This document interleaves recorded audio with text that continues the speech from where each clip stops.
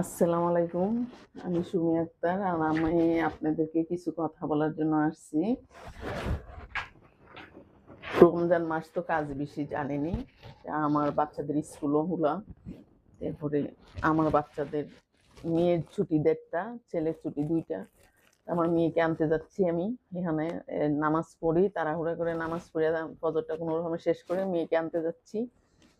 আর ছেলের ২ টা ছুটি, মেয়ের ছুটি শেষ না হলে বাসায় মানে ০.৫ ঘন্টা বইসা থাকবে না। ওর ভাইয়াকে নিয়ে আসবে না, ওকে নিয়ে আসতে হবে।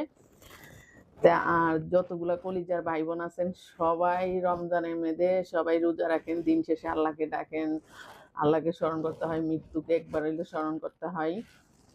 তো সবাইকে বলি সবার জন্য সবাই দোয়া করবেন, আমার জন্য দোয়া করবেন, আমি আপনাদের জন্য দোয়া করবো, আমার যত কলিজার ভাই বোন আছেন। আর সকালে নামাজ পড়ে একটু ঘুমাই, ঘুমাতে উঠে বাচ্চাদেরকে রেডি করে দিয়া এখন আবার একটু শুয়ে আসছিলাম, উঠে নামাজ পড়ে গোসল করলাম, নামাজ পড়লাম, আবার বাচ্চাদের আনতে যাচ্ছি, ইফতারি বানাবো। মেয়েদের কাজ দেখা যায় না। আমার যতগুলো ভাই বোন আছেন সবাই একজনের জন্য একজন দোয়া করবেন। রমজান মাস সবাই ভালো থাকবেন আর রোজা রাখবেন, বেশি বেশি ইফতারি খাবেন। সবাই দোয়া করবেন একজনের জন্য একজন। খুদা হাফেজ। আমার জন্য দোয়া করবেন সবাই, আমার সন্তানের জন্য।